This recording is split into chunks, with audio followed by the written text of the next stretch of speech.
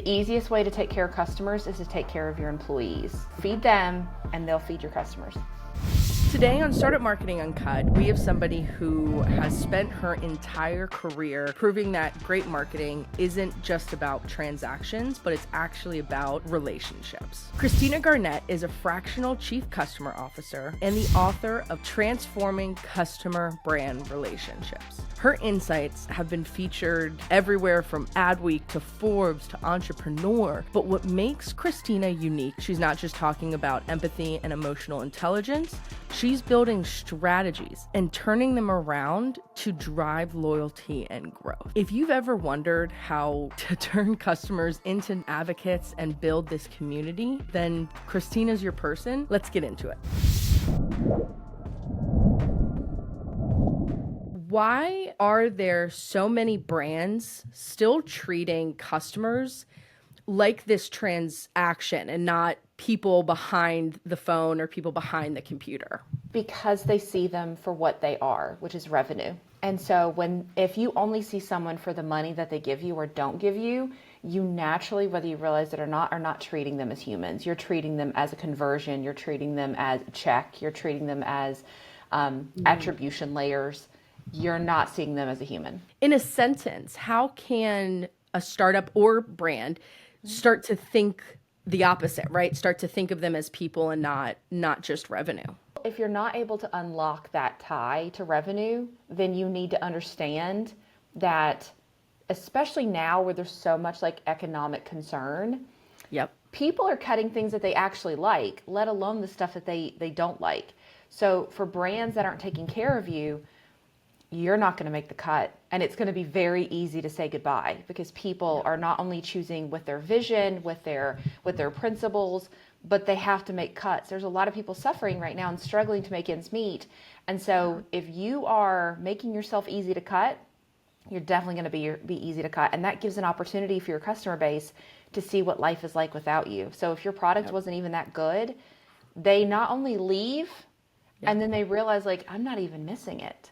And so you absolutely, if you want that revenue to stay, then you need to see your customers as humans and see that as your strategic advantage to be able to thrive and succeed and survive an economic recession. Well, and I think too, right here, it's important to also think about the loss of revenue or the loss of customers, right? Like the moment that you're not, I know it's such a buzzword, but authentic and also cater to your brand, to your audience, you're gone like that. It's very simple. Yeah, no, and people are looking for they're looking for things to cut. Like this is the time. This isn't a feast kind of situation where a nice to have is enough. We have brands that are not only not providing what they promised, but they're also not giving good customer care. And then they look at their numbers, they're like, why is our retention low? I'm like, do you want me to hold your hand when I say this? Like, you need to sit down. Yeah, you need to sit down.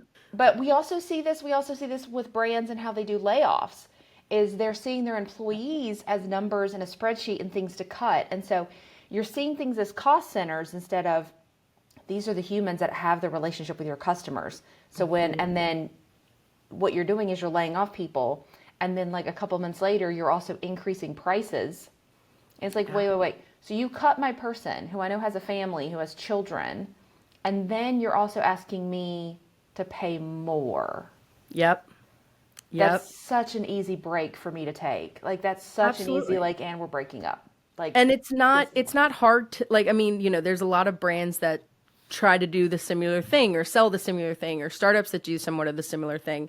So it's easy just to hop to your competitor, right? Like if you're not hooked on that brand, then they're just going to go to the next one. Absolutely. And we're seeing that even at a bigger scale now because everyone's adding AI to it and acting like AI is the differentiator. AI is actually making everything feel the same. Absolutely. I don't think you could say it better. I couldn't say it better myself. So with thinking about, people cutting teams or maybe even having smaller budgets or anything like that. So if you put your head into an early stage startup, how do you build genuine emotional connections to those customers, right? Because we talked about a little bit of authenticity. We talked about how they need to relate to them, but what else can you provide here? So the thing is that you are always paying with something, always. And if it's not money, it's time. So if you are a startup and you are really bootstrapping and you are doing everything you can to not do budget, to not spend, you are going to have to spend time instead. It's always time or money. And so what I really like, and brands are doing this more, is that they're tapping into the third place, which is this idea of like you have your first place, which is home, you have your second place, which is school or work.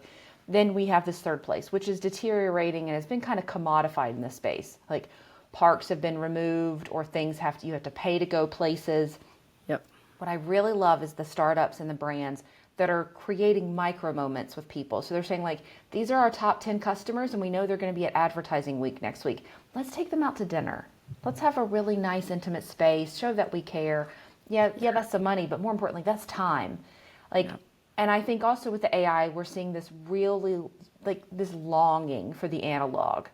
And so you can send all the swag you want, but a handwritten letter hits different. It just hits different. And so when you're thinking about how can you show up, it would be how can you show up in a way that feels the most human, that feels the most analog, that feels the most genuine, and like where can you spend time? Because a lot of brands, they have no problem, like bigger brands have no problem spending money, but their CEO would never take a 15-minute call with their most passionate fan. I love the thought of these micro events because it's been something that I've been, trying to implement at a lot of these big enterprise B2B companies is you have to get intimate with your big customers, even your small customers. You have to get in front of them and have a conversation and not just say, we need to expand. Like, no. And I think that also starts back to the benefit versus values. And then I also think that stems right back to brand building. Yes. And it all stems from that point of contact. Absolutely. And those moments give something that makes your brand stickier. So when they are going in a meeting and saying like, all right, we got to cut 20%, when they think about leaving you, it is not just leaving that. It is, these are all the people I get to meet because of this. This is the community I'm in. These are the events I won't get to go to. Yeah. This is the relationship will make the brand sticky. Because then it's not a matter of I get rid of this or I don't. It's not a binary question. It becomes so much more nuanced and so much deeper because it's not just saying no to the company. It's saying no to everything you had with that brand. Yep. And so that's why, especially as we have like more and more economic uncertainty, those relationships become priceless and they become the ultimate investment in your retention numbers. Circling back to your, you pay a price for anything, right? Is it money? Is it time? Whatever that may be. I think a lot of companies and startups that have a lot of smaller teams, they're like, oh, we can do this, but it's actually just increasing their time and it's not being more effective and it's not, doing that so that one marketing director can't focus just on the brand. They have to focus on 12 different things. Yep. So what advice would you give to that marketing director that knows that this is important, but that CEO is like, don't mess with brand. Like we want ROI. What's your advice there? You have to speak the language that they understand. Yes. So startups don't necessarily believe in investing in their employees or in like new initiatives, but they absolutely understand an accelerator. Yep. What would an accelerator look like for your customers versus you as the startup being in an accelerator? Mm-hmm. Like using the models that your founder already understands and be like, how could we copy paste that and build something for our customers so they can accelerate their relationship with us? They can accelerate their worth and value that they're getting from us. The founder will understand what an accelerator is. The founder will want to be in an accelerator or has been in one. They get the value there. So you have to translate. How do I translate what we can do for our customers based off of what you as a founder would like to see? And a lot of these founders too, the startup world, this is perfect for, because a lot of founders, the one thing that they want to do, in addition to being in the startup like atmosphere and ecosystem, is they want to be with their peers because they feel so separate from what, like, no one knows what I'm going through, or no one's had to do this, or no one's done da da da da da. So they want their peers. Yep. can you do that same thing, but for your customers? Can you build a peer network ecosystem for them? Because depending on who your ICP is, especially if it's like executive level people, I'm going to tell you, they don't have a lot of time. They don't want to have their time wasted. They also want to go to places that are going to be high value. And so that sounds like a really nice think tank, peer learning, private dinner kind of vibe. Absolutely. So how can you do that? So it really comes down to like translating into what the founder or CEO is already aware of, and then how can you tweak that to make it work for your customer base or for your ICP. And what do you say to founders who might not be accepting or understanding the need for this community, right? Like, I'm going to shamelessly plug the Startup Marketer community, but that's what we're all about is you are talking to your peers that know exactly what you're doing and can help you do that. So how do you say that to a founder and show that importance? So community might feel like it has a hype cycle, but it absolutely doesn't, because community is ancestral. We as humans, when we were in caves and we were having to come together so that we didn't get killed by wild animals, like we've always had this need for community. It's helped us survive, literally. Yeah. And so I think there is a lot of opportunity there to build those relationships, to take care of an ancestral need, to be the acting third place for people. But it is a long-term investment. It is a long-term investment in how you're connecting with people. What does that look like? And that's because it's ancestral, that's something that's going to continue to be a thing. There's going to be ebbs and flows as to like how absolutely important it is. We saw this with COVID, where it felt like a massive community hype cycle because we needed community in that moment more than we had needed it previously. We'd never known such a disconnect from people. And so we had to recapture it in some way. Yeah. And so whether you're trying to like ride out all of these tech trends, all of these bubbles, community is the one that's not. It's the one thing that is not a bubble. Have you seen community and community-led growth increase over the past couple years? Or have you seen it kind of stay the same? Or what kind of trends did you see there? Or do you see there? I'm seeing a lot more people using that vernacular and talking about it, but not necessarily doing the work to create it. I think there is this, I've seen a lot of brands build communities, but it's very much we stood it up, we put someone in the room, we invited people, ta-da. Yep. Check, check, check, check, right? Yeah, exactly. And it's community whether it's done poorly or well, it's a sociology experiment. Like that's, it's humanities in practice. And so it's a lot of tech brands are struggling with community because like they're always talking about how humanities isn't like a worthwhile study in college. Like you should have been coding, you should have been doing this. And then they jump in to do something that is absolutely humanities coded. Yeah. And so they go in and it's this template. It's this, like you said, it's this checklist of like, well, we did this and we did that. But you need people in the room that genuinely care about the people that are there and essentially also act as a sociology person. Like they are a sociologist. They're in there, they're reading the room, they're figuring out what's working, they're having to decide what variables outside of the ecosystem impact people inside the ecosystem. Maybe there was a news item that it means that people in the community are not going to be as engaged, or maybe they're going to be hyper engaged and want to talk about something. It's sociology. Like it is very much the study of all these things and how these people react and how they work together and how can you get them to do something different and habit loops. And like it's a deeply powerful humanist experiment. Yeah. And we are treating it like ops. I think some companies, and especially some of these startups and smaller brands, is they see this community as such an oversight, right? Like it's going to take so much work and it's going to take a lot of effort. And it is. Yeah. But if you've done what you've needed to do, you already have some type of community. It's just bringing it together, right? To unify that experience. Yeah. And I think that if communities really looked, especially at their customer base, depending on how big they are, they probably have people who are already very passionate, who have essentially kind of built their own version of what a community could look like for that brand. Exactly. And so you should look and see if like that community already exists outside of it. And then you don't have to own it, but how can you supercharge it? How can you essentially unlock opportunities for it and be like, hey, I don't need to like get involved in this, but I'd love to partner with you. We have a conference coming up. We'd love to help you be there. Or we'd love to make you beta tester. Like, there's so many programs that community can benefit, but because it feels like an ad hoc sort of thing, it isn't as embedded in the programs across the org as it should be. And so it never hits full capacity.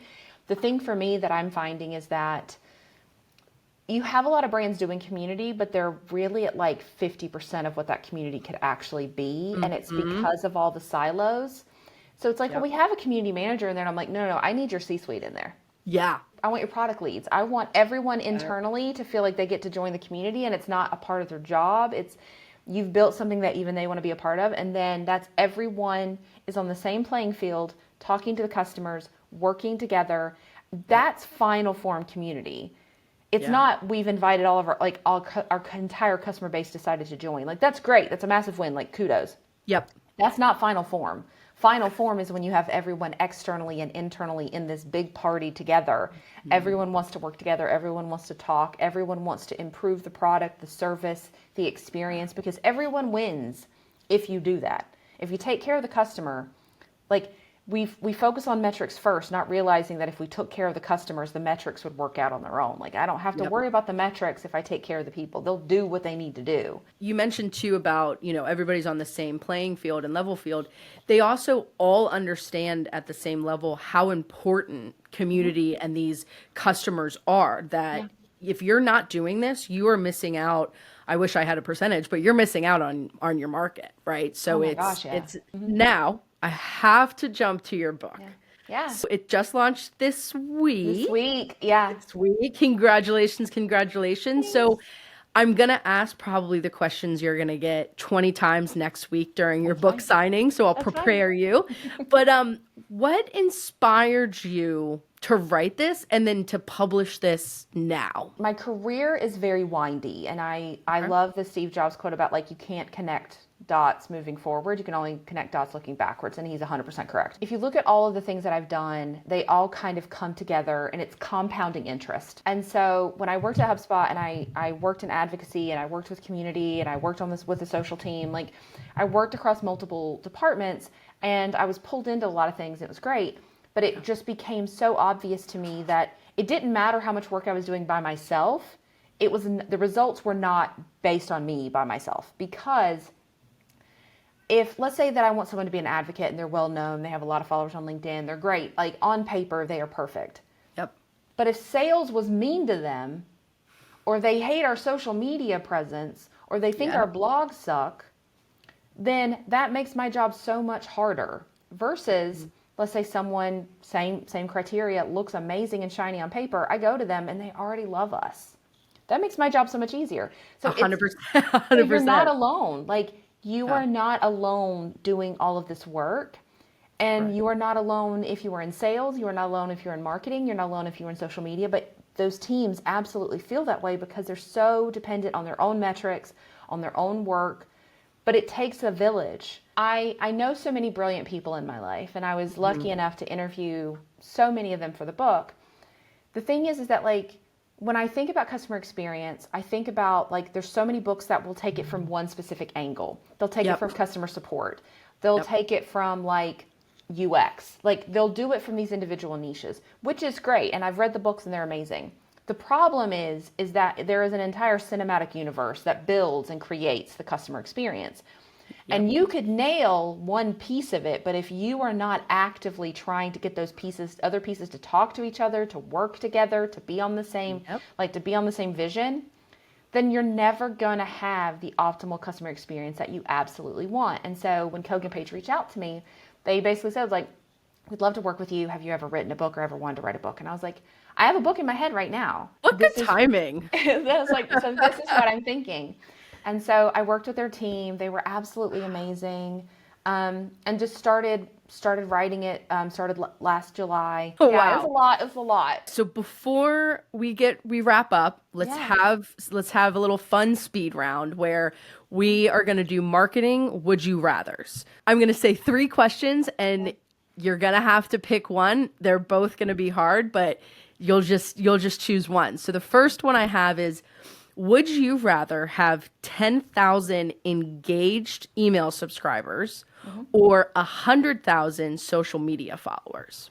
Engaged newsletter. I mean, quality over quantity always. Would you rather launch with zero brand and perfect product or amazing brand and okay product? Feel like I would pick the great brand and an okay product, because that way you can actually use the great brand as an accelerator to get the feedback you need to make the okay product better. Would you rather build a massive audience with low engagement or a tiny community that's super loyal? Tiny and loyal.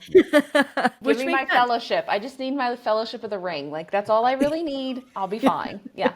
Christina, thank you so much again for being a guest. And ladies and gentlemen and non-binary friends, we'll see you back in 2 weeks for another episode.